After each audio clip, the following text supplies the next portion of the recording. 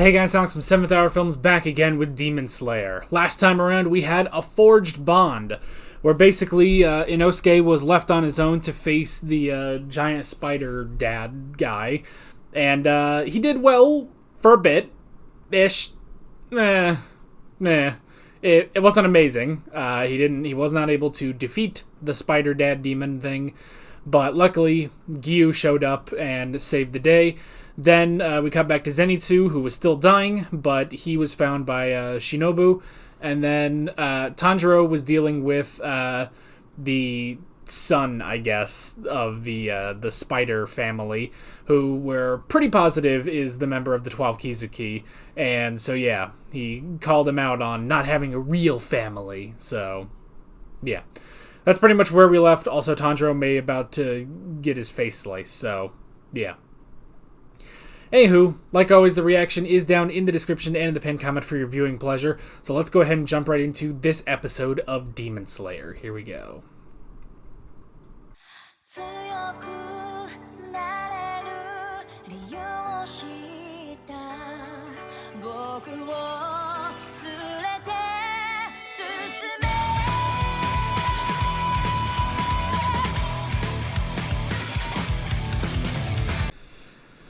Whoo boy, I was not prepared for this today. Oh my gosh.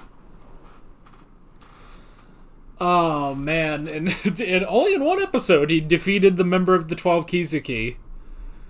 I hope that cat's around. Better get that blood, man. Okay. I was not expecting this. I was not expecting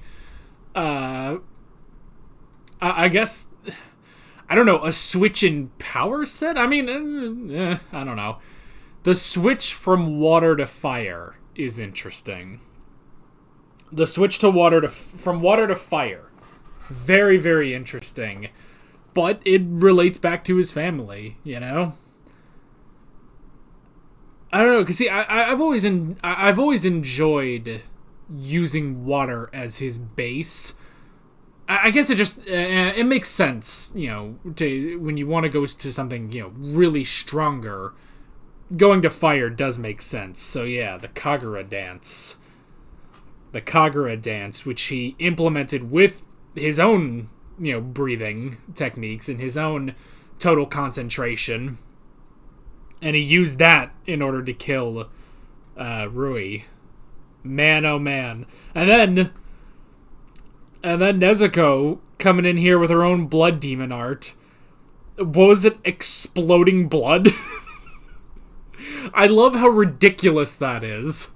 It's like, you know, we have like Tamayo with like scent and stuff like that, or Yushiro has like invisibility, or you'll have some other, you know, blood demon arts that are kind of interesting. I love that Nezuko's is just blowing shit up. Like, I think that, I don't know, that's just kind of funny to me, but I like it. Exploding blood. That's her blood demon art. And I guess it makes sense that she would have one, you know? And I'm glad that Nezuko's voice actor got to do something this episode, you know? Because that is one thing, is that, you know, Nezuko's voice actor, like, she doesn't get a lot of lines, you know? Her character mostly has a muzzle on the whole time. You know, maybe she'll do some grunts and stuff, but here, well, first there was actual screaming, but on top of that, she actually got to say something, you know? Because that is the one thing where, like, I understand the muzzle, I guess, even though they've barely explained why Gyu did that, but I get the muzzle, but at the same time, it's like, well, now that we've established she doesn't, you know, eat humans, you know, she doesn't eat humans or anything, she doesn't consume blood, does she need the muzzle? I don't know, but that's also just part of, you know, like,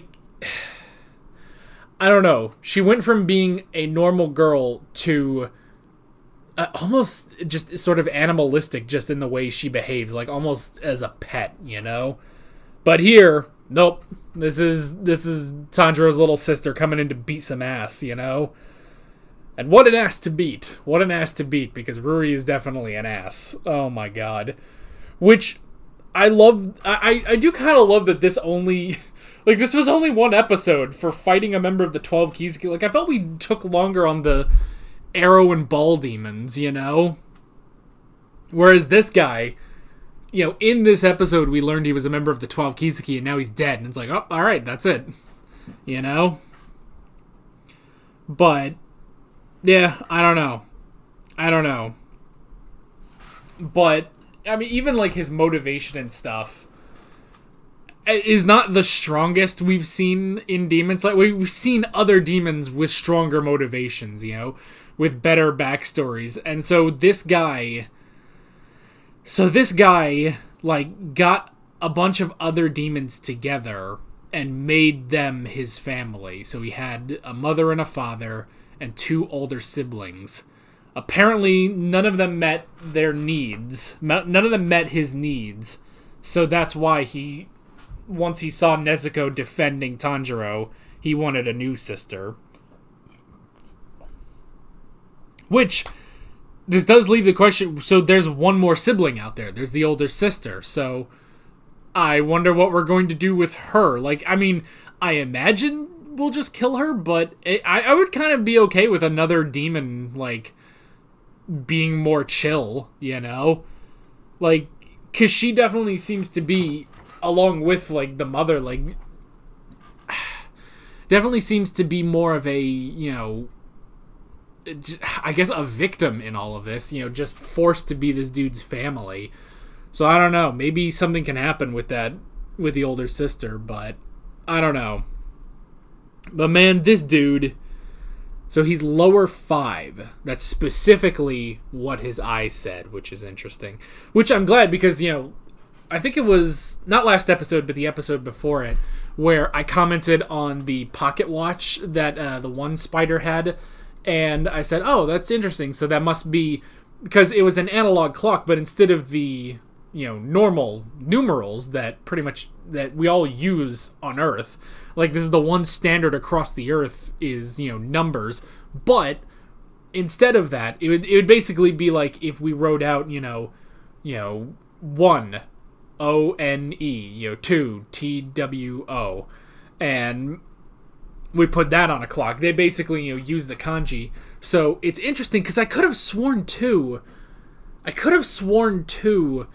that the drum demon, who used to be a member of the 12 Kizuki, I swear he had like a Roman numeral as well. The Roman numeral for 12. I guess I could have just seen that wrong though. So yeah, so this guy specifically had the kanji for lower 5, which is interesting. Which I don't know if there's any significance of like lower 5 or just 5. So I don't know. I don't know if there's any specific difference. It could just be, it's just 5. You know, he's number 5 basically in the 12 Kizuki. Which this kind of brings up the question of the 12 Kizuki.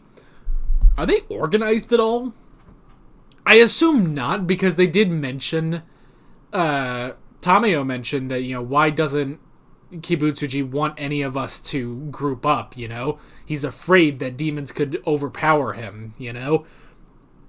So he makes sure that nobody, you know, groups up, basically. So I imagine, yeah, because, like, is that weird? Like, does Kibutsuji think, like, yes, I've made you a member of the 12 Kizuki, and Rui's like, yes, and now I will get other demons to be my family. And Kibutsuji's just like, well, you do you, man. I mean, he has a family too, but I think he has an actual family, like a wife he married and a child he fathered, you know? Not this, I'm gonna take your sister, you know? I'm gonna take your sister because I have some weird... It's not even siscon, like a sister complex. It's a family complex.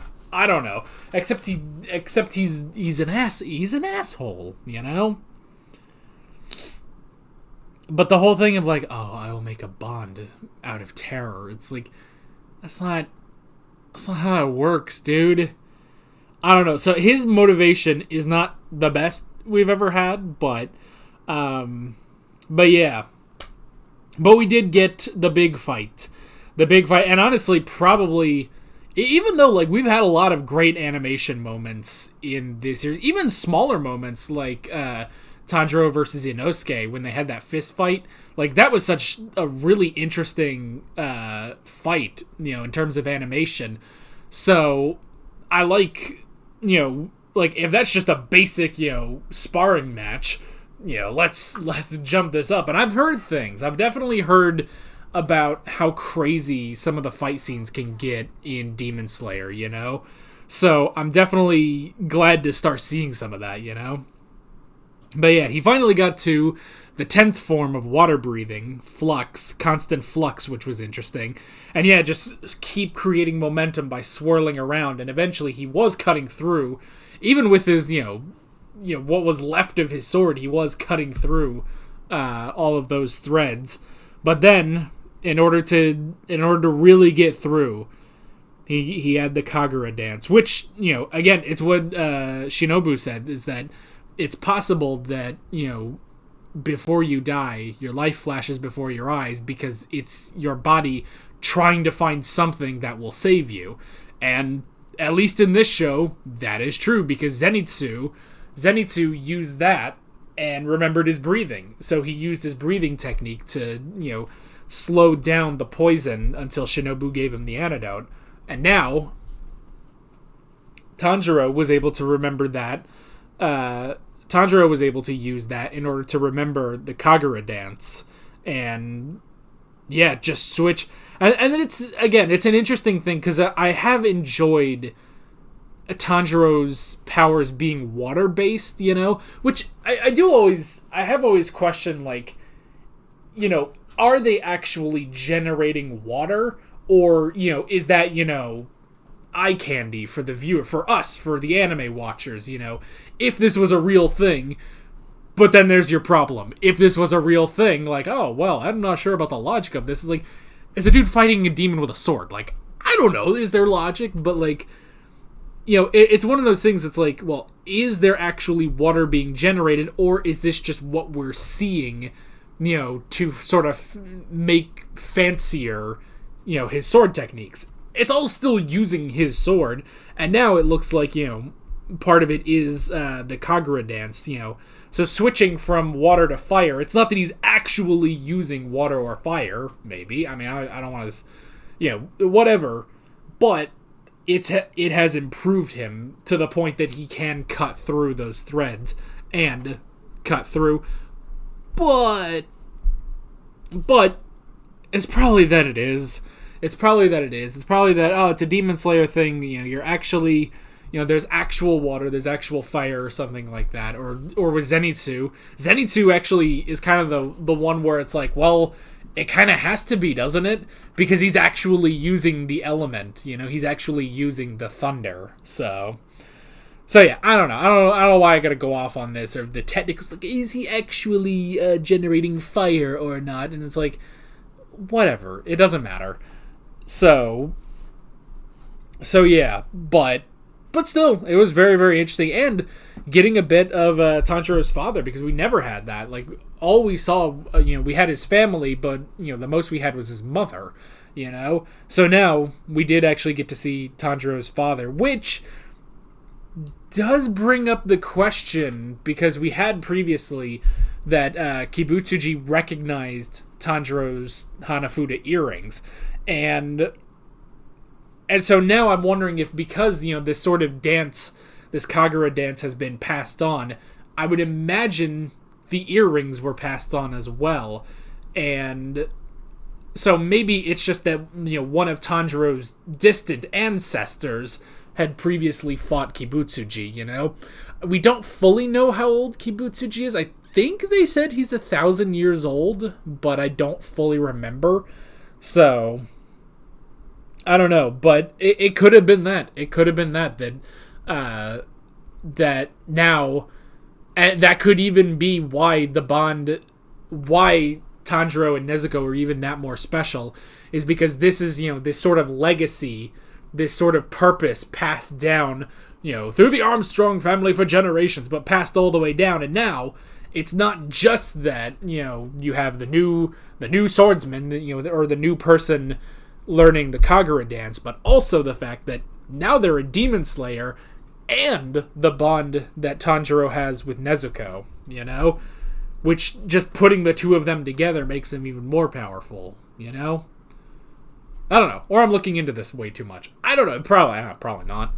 I don't know. I'm sure there's more significance to that, but we'll just have to wait and see. But yeah, but that was really good. Even though I'm like, oh, well, switching from water to fire is interesting, but I enjoyed it. I really did enjoy it. And I like that moment where, because Tanjiro was going to do it, but he was going to do it at the cost of his own health, basically. Like, he was going to get hurt in the process.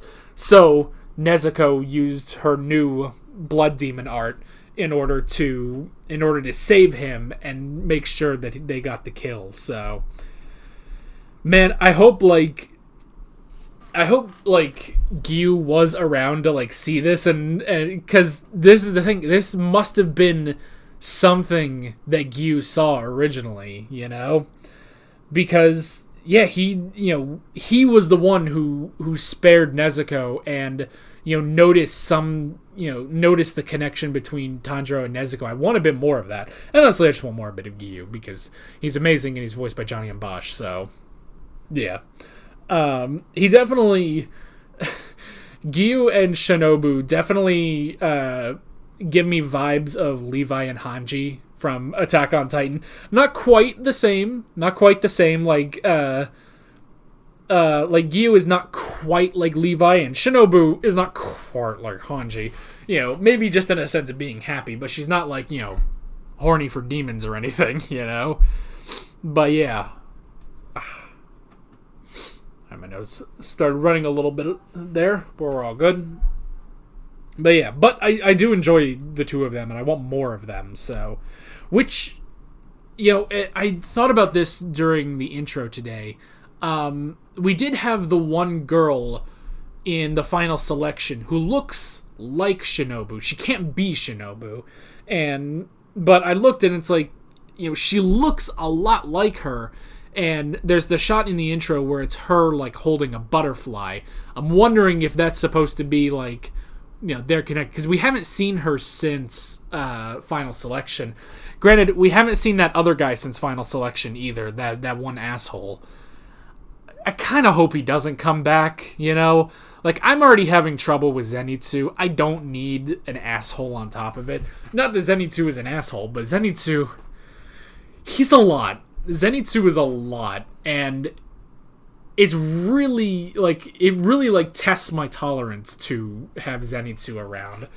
Meanwhile, I just like Inosuke.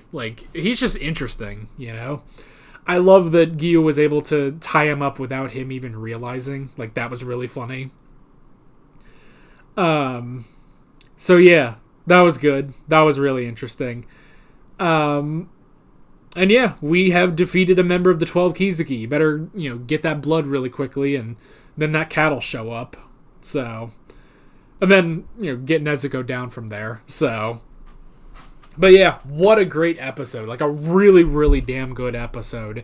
And yeah, I finally got to see some of that famous Demon Slayer animation that I always hear about. So yeah, I'm excited to see where we are going. Oh, by the way, because we are getting close to the end of the season. Well, okay, never mind. We're getting relatively close to the end of the season because we have about 7 episodes left. We got about 7 episodes left in the season, so I'll go ahead and just ask. I know that after season 1 is the movie, I think, and correct me if I'm wrong, and I'm asking for clarification on this. I'm pretty sure the movie comes after this. Was it Mugen Train or something?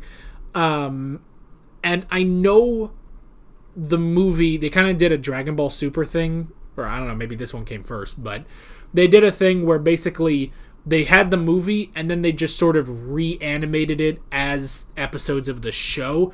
So I'm curious, because I want to watch the movie because it's the original thing, but do I need to watch the corresponding episodes in season 2? If not, then we'll do the movie and then, whatever comes immediately after. If so, I suppose we could, at the very least, we could do the movie and the episodes, but that does kind of seem a bit redundant. So I don't know. Let me know in the comments what we're going to be what you think we should be doing for the movie and stuff. So, yeah. Anywho, just a quick thought on that. But yeah, really, really good episode, and I'm curious to see where we are going from here. But that is basically it. With all that being said, I'm Alex from 7th Hour Films, and I will see you guys next time. Take care. Alright guys, thanks for watching this video. There's a bunch of links on screen if you want to go click around any of those. There's a playlist for all of my Demon Slayer reactions, as well as another video you can go click on if you want. There's also a subscribe button and a Patreon button on screen, as well as other links in the description if you want to go check out any of those. See you guys later.